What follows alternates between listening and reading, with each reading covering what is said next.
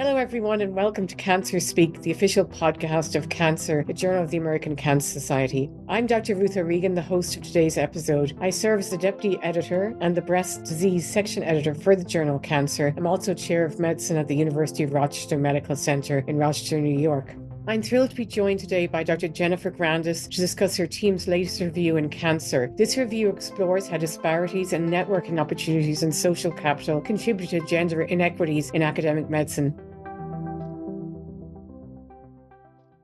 Dr. Grandis, thank you for joining us today on Cancer Speak. Sure, happy to. Thank you for having me. It's really a delight to be here. So I am a physician scientist like you, Dr. O'Regan. I am actually an otolaryngologist, head and neck surgeon, and I was inspired to take on this work later in my career because it appeared pretty evident that being a role model was necessary but not sufficient, that the climate that I encountered when I joined the academic medicine workforce 30 years ago was a relatively non-diverse climate. There were very, very few women in surgery. I was the only woman in my residency program, etc. But I just sort of imagined that as more women flooded the field, it would change. And it turns out it's changed in numbers, but not necessarily in the way we experience the ecosystem, which feels very sometimes dangerous and unpredictable. So in addition to my work on head and neck cancer, I have a laboratory, I see patients. I really felt that it was my responsibility to try to understand through research the challenges that women in particular face in academic medicine. Your review article is incredibly interesting and brings up some very interesting points. You've kind of touched a little bit on the beginnings of this, but can you share a quick summary of what your findings were with Dr. Callender? Absolutely. So Dr. Callender is a wonderful young otolaryngologist, and I met her when she was actually a medical student at UCSF. She did some work, very basic work in my research laboratory and published some papers. She's now a chief resident. She's going to go on and do a fellowship. And what we decided to do is see what the literature showed about social capital and professional networking when it came to women in academic medicine. And I had done some primary research, a qualitative research study. We published an article on networking and professional relationships. And Dr. Callender decided to take it one step further and do a scoping review and really see what was the primary data out there. And more importantly, what wasn't there? Where were the gaps and how do these gaps really contribute to the persistent challenges that we and so many of our colleagues and mentees are experiencing? That's very, very interesting. I mean, I think we've both seen it in our career, the issues with women not being promoted on time and not being given same leadership opportunities. So I think what was notable in this article was what a role networking, as you've talked about, the major role that it plays in leadership opportunities. Based on what you've found, what do you think are the biggest ways social capital influences career advancement for women in academic medicine? That's such a good question. I think because we view this as organic and happening naturally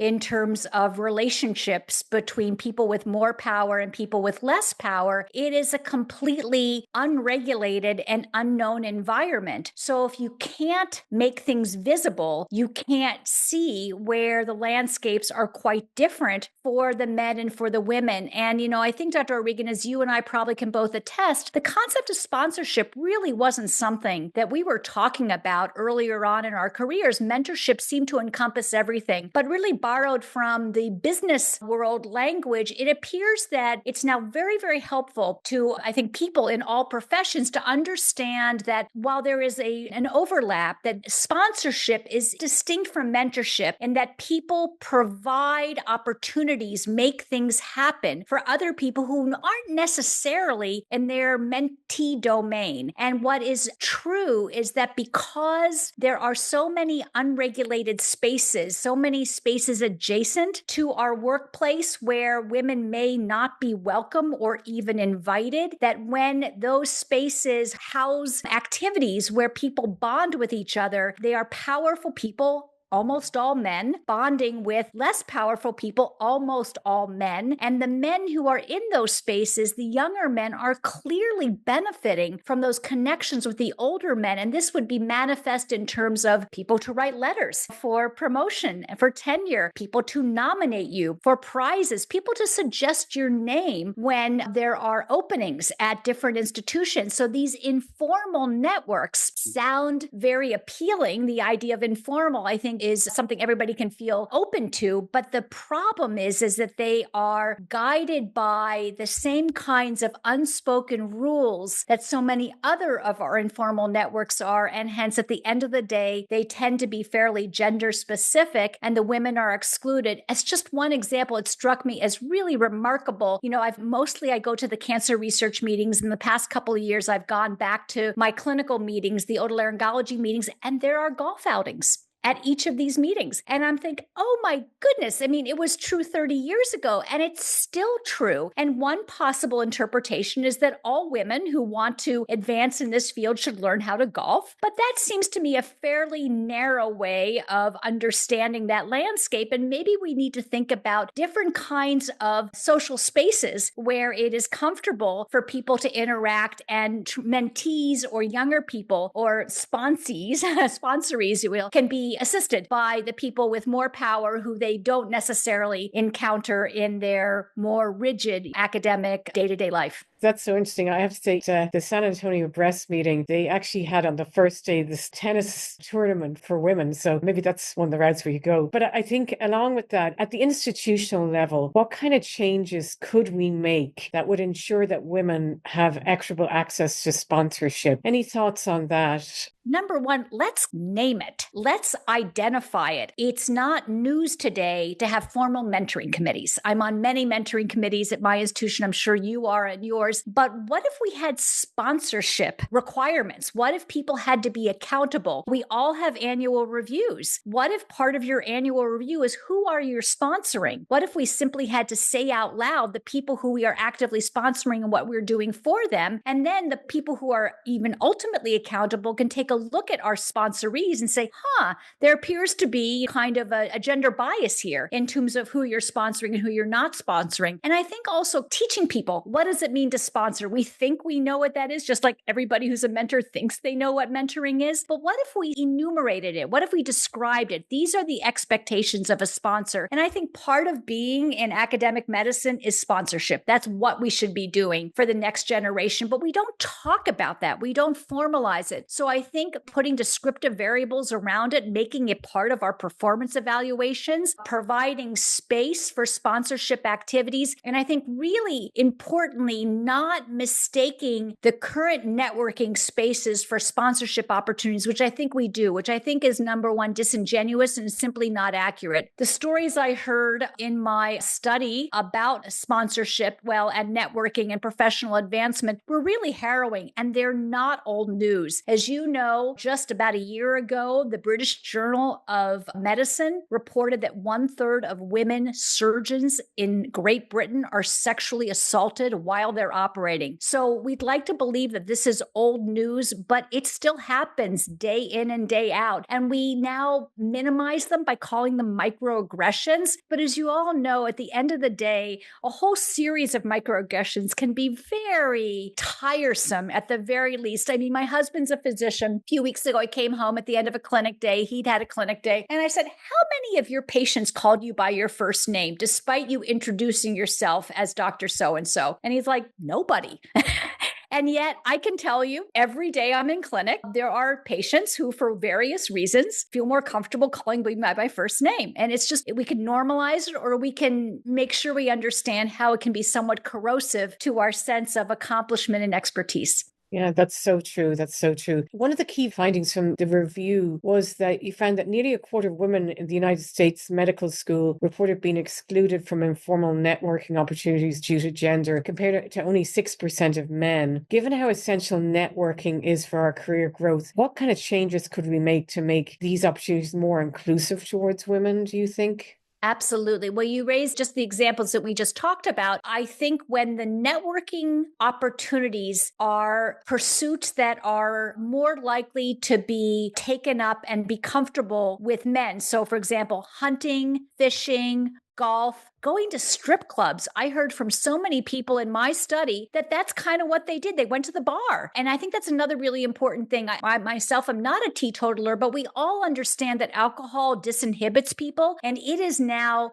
normal for most of our networking opportunities to involve alcohol. And when this is disinhibiting, and when people with more power are disinhibited and may indeed take advantage of people with less power, it can be a very uncomfortable space for someone with less power to go to. And we've all had those experiences. Some of them are in the past, but some of them are very, very current. So I think being really intentional and deliberate about sponsorship network opportunities and spaces that are safe, that are open, that are transparent. I don't think we do that very well at all in academic medicine. And I think recognizing both the value of women only activities, but also recognizing their limitations. I mean, you just mentioned a women's tennis tournament. And many people are familiar with ELAM, Executive Leadership in Academic Medicine. And I regret that I did not take the opportunity to go to ELAM, but my sense of it at the time was, how am I going to learn about leadership when I'm with women, when all the leaders at my institution are men? What I need to figure out is, how can I be accepted and have my voice heard in this community where very few women seem to be welcome. But I think I was wrong in that I've heard from so many women who take advantage of these opportunities that it creates a community. Number one, you realize your problems are universal. They're not just yours. And there are people who you can talk to and learn how you solve the problems. But the power imbalance is real. And so when the overwhelming amount of power, whether it be journal editorship, society leaderships, deanships, chairmanships, by the way, it's amazing that you're the chair of medicine. Congratulations. That's so wonderful. But the truth is that you're still a rare bird. And so I think that we have to do both. And we have to provide and encourage spaces for women can share stories and help each other, but also recognizes that the power differential means that they have less gasoline, if you will, to power the accelerator for someone's career.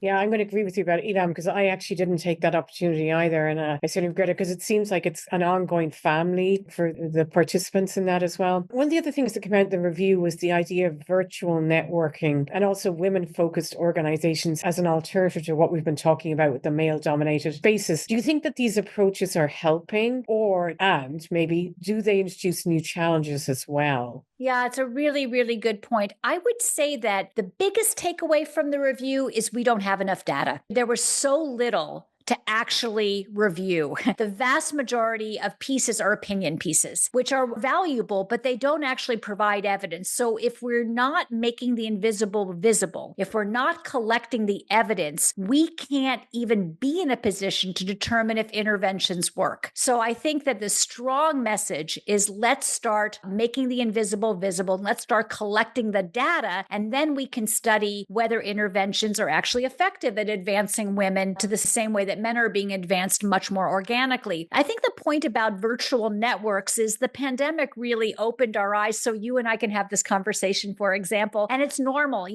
Half of my interactions probably these days are on these kinds of platforms, and there really is no reason why we can't hold sponsorship events via these virtual platforms. So one could imagine that once we agreed upon the metrics that were worthy of measuring, one could do an intervention in terms of a virtual sponsorship network and then see if those metrics are impacted by that sponsorship. And then I think with respect to the women only, I'm going to go back to, I think, what I was trying to say before, which is I think there's room for both, but I don't think women only can be a substitute. Here's a sad but true story. In 2004, I did a study of all women in otolaryngology in the country. There were 504 of us. I matched each woman with two men who were the same age and practiced in the same region of the country. And we found that the women otolaryngologists earned 20% less than the men for, as best we could tell, doing the same work. The most recent Doximity data showed a gender pay discrepancy in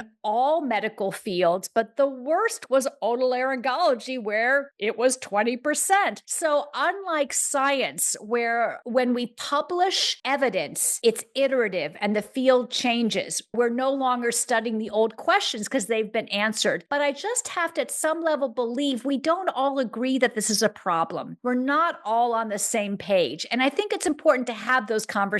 If anything, the current climate is a stark reminder that we have very different impressions of words and values and concepts. And until we identify what we have in common, I think we're going to be pulled apart in this way. And I just can't believe, I mean, I've been on medical school admissions committees at several institutions. I've been on graduate school admissions committees. I promise you, the women are no less talented or qualified than the men. And here we are 30 years later, and these persistent discrepancies, which I will call inequities, are harmful to the people who are being excluded and potentially compensated less and denied the same resources. But even worse, we're a healing profession and we're hurting each other. And these people were trained to deliver care and advance our knowledge of disease, and everybody should want the most talented people in the world to be able to study what we're studying. One thing that I wonder as well is the inequities in gender pay base. They do, to me, seem to be a little specialty dependent. So I feel like there's maybe a greater gap in some of the surgical specialties versus the medical specialties. I mean, I personally look and try to make sure that there is equity between men and women in the department, but I don't know if you think that's true or not. I do. I just was part of a very interesting conversation. It didn't occur to me, but there are a group of women in otolaryngology that have discovered that CMS payments to women surgeons are lower than male surgeons. And it is inconceivable to me that we have a gender biased reimbursement schema. And so what I'm wondering is, how are these being coded? Who's doing the coding? Who's submitting the codes? And I think at the end of the day, what it comes down to is people. So it's quite possible that the people doing the coding and submitting the reimbursements for a private practice group or an organization may have different questions. Maybe men systematically overcode and women systematically undercode. I think there's some evidence for that. But you're right. I mean, there's no one single reason, but it seems to me that when we see these gaps, the first thing is to say, well, why?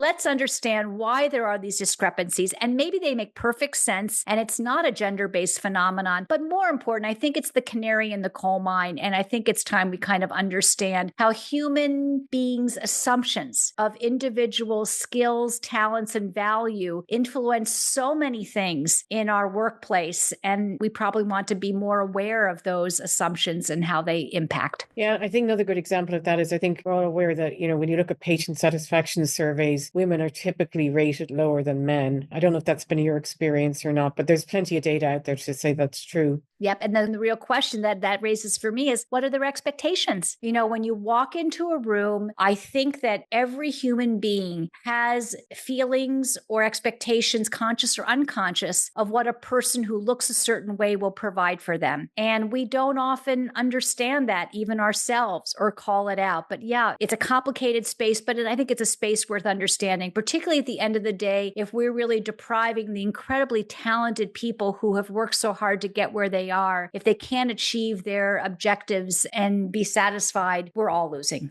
No, I totally agree with you. So then lastly, I think the other thing that you noted in the review was that workshops, professional development programs just aren't enough to close the gender gap. Are there any other kind of high impact interventions you can think of that might make things more equitable between female and male? Yeah, that's a really, really good question. I can't think of a single thing that there's evidence for. So take it with a grain of salt, because, and as a scientist, I can only offer hypotheses. And so what I would suggest is when we hire individuals, and so all of the studies that have been done, and I recently did a study and published it in Cancer Cell last year of MD PhDs, women versus men. And what all of the studies have shown, and Tim Lay did this in a science paper in 2008, is that women and men in academic medicine are equally successful when it comes to NIH grants until we get to the R level. And then the women seem to disappear. And what I heard from the men in my study is that when a woman chooses to have a family, she prioritizes her family over her career, and hence she chooses to step away. I heard a very different story from all the women that I interviewed. What they told me is they just didn't have access to the resources that they needed in order to be successful. And there's probably a little truth in all of these perspectives. But I think since we know that our junior faculty who are women are at very high risk for dropping out, for changing tracks, for not achieving the potential that we see in them and the objectives that we've hired them to do, I think paying deliberate attention and paying attention to the metrics of advancement, looking at space. I mean, there's the famous study from MIT that is decades old. How many places have actually done that? Look at the amount of research space dedicated to individuals by gender, ethnicity, race, whatever we want to do. It's something we can measure. What can we measure fairly easily? And then how do we stay on top of these really important resources, administrative support, discretionary funds, endowed chairs, all these things that are part of our ecosystem? It is often not transparent how individuals are chosen to receive these resources, I'll call them, and how others are left behind. And so I think making the invisible visible is an absolutely essential first step. And then one final thing I just want to make a point of is that women are the canary in the coal mine. I'm absolutely convinced of it here. And it's because women have been 50% of medical school classes and graduate school classes for decades now. And what we have been taught, what I have been told over and over again is just wait, little girl, things will change. It's just a matter of time. Just wait until the people accepted 20 years ago are now in a position to achieve X. And what we see from this data is that just isn't true. And so assuming that passive forces will address these really hard problems is naive, and they're just not going to do it. And I have no reason to believe that if someone is from a different background, different race, different ethnicity, it's going to be any better for them. I think that these things collaborate, and there are different identities that overlap in terms of being open and invited to these networking and sponsorship activities. What I've noticed is that men also tend to play that game of trying to get retained. And that's a way that then they get more resources and higher salary. And I've certainly seen that throughout my career. I'm sure you have as well. I have. And I talked about this in almost all my interviews. My study, I interviewed 54 men and 54 women at 16 different universities. And I would ask the people in charge, mostly men, how do you deal with retention? And when you retain an individual, almost always a man, because there's a loyalty penalty for women and we're not as comfortable playing that game. I think it really is a game. The answer is I can't afford to. I don't have the money to raise the salaries of the people who don't play the game. Well, whose responsibility is that? Can't institutions look at this and say, retention is the Wild West. There's no data on retention at institutions that I can tell of. And one of the creative ideas that I heard was preemptive retention. Reserve a pool of funds at the institutional level, identify the people you want to keep and proactively keep them. And then there's no game. If someone wants to look for another job and go, good wishes. And that's actually probably going to be a lot cheaper to do as well at the end of the day. I'm very much a proponent of that. Any last words on the review, which I think we've had a great discussion about? Excellent work. Well, thank you so much. Just to emphasize, it's not primary data. It's a review. It's like I took the temperature. We took the temperature, and the temperature is problematic. And I think it just points to the incredible need for primary data. And we're all investigators at heart. So let's study this. Let's identify that these are problems. And even though things like social capital and networking and professional advancement all sounds like it should happen in social spaces that are not regulated by universities, that's just naive. We sponsor these activities, even if they don't happen in our laboratories or in our clinics. And it's really our responsibility to make sure that everybody who's part of our community has access to the really critical sponsorship and mentorship opportunities that are essential to advance in our career. That's all the time we have for this episode of Cancer Speak. I want to thank Dr. Granda so much for taking time out of her busy schedule to join us today, and a real shout out to Dr. Callender for the great work from the review. Also want a special thank you to our listeners who tuned into this episode. I encourage you all to read Social Capital as a Catalyst for Gender Inequality, a scoping review of networking disparities in academic medicine, now available in Cancer. We will include a link to the publication in the show notes.